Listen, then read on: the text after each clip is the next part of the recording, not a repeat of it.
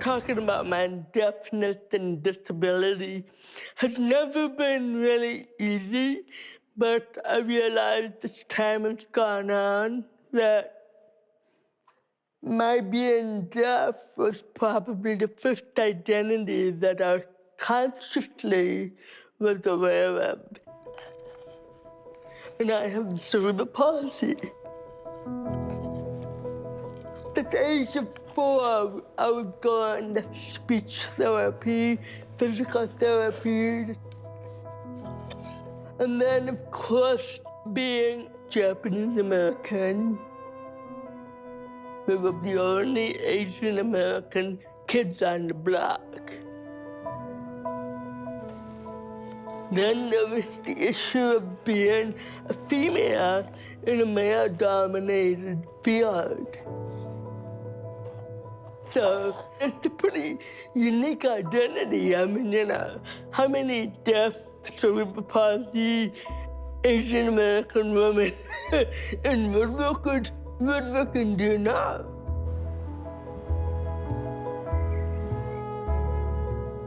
Being a furniture maker has really added a great deal of ammunition and depth to my work.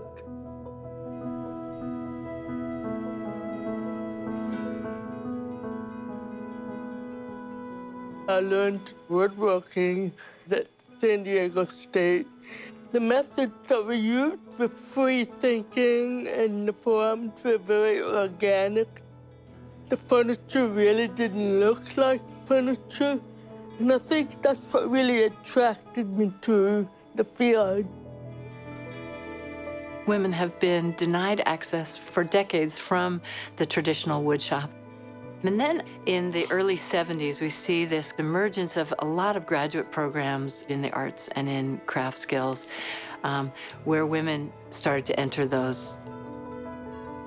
When I went to grad school, I was challenged by what they taught, dovetails and mortise and tenon. I hadn't learned any of those things. You were one of a very small number of women in your shop in graduate school. I felt like every woman had to be 3 times more amazing to even be counted. At what point did you free yourself from that? When I painted a piece of furniture and then people were saying, "What are you doing?" I wasn't part of that group using light brown, medium brown, and dark brown. Right. I had blue and yellow and red. Wendy reached a level of mastery, saw the boundaries of technique, and kept pushing beyond them. I've been invited to do a show about Bauhaus furniture. The parameter of the show was to design a piece that was inspired by that movement. The challenge was that I wasn't particularly fond of Bauhaus, but I've always loved the work of Annie Albers, who was a weaver. Bauhaus had limited women to only the weaving program. I was struck by her use of color. And I decided instead of making a piece of furniture, I would just make a wooden weaving.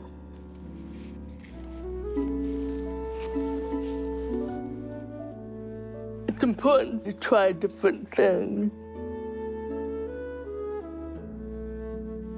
When I look at Wendy's work, what excites me is not a signature style. It really is her curiosity. It is the ways in which she feels confident to break rules. Wendy is exploring all of those ways that wood holds meaning and that furniture as a form can hold meaning.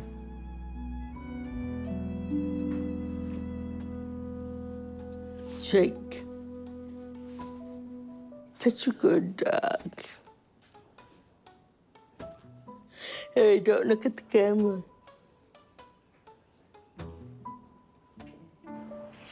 Wendy, was a university professor teaching furniture design, and part of that process is giving critiques.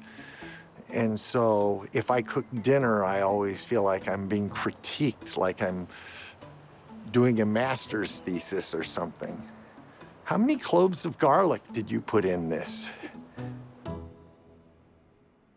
Thing that she instilled in me and generations of students is this kind of don't ever settle on the thing that you just did as the final product. Like, keep pushing that.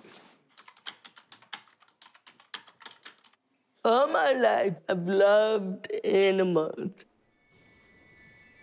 But what man does is causing the wildlife population to decline rapidly.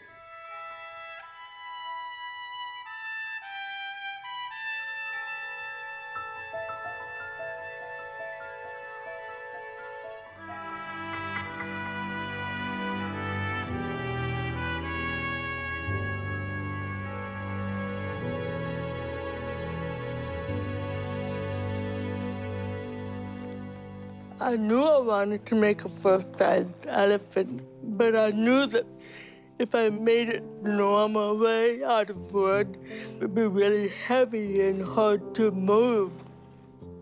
I came up with the idea of cutting the wood into very thin pieces and then sewing them together to create the three-dimensional quality of the animal.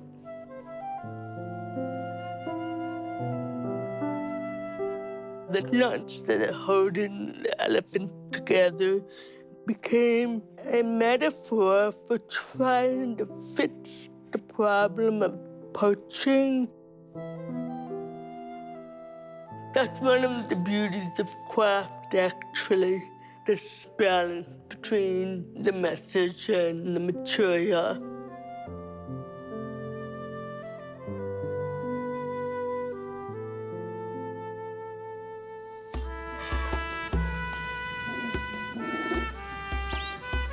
One of the wooden elephants represented an orphan that I adopted in Kenya. I fell in love with this little elephant whose mother was killed. Sanjay is now living at a reserve. It just represents hope in terms of how these elephants can thrive.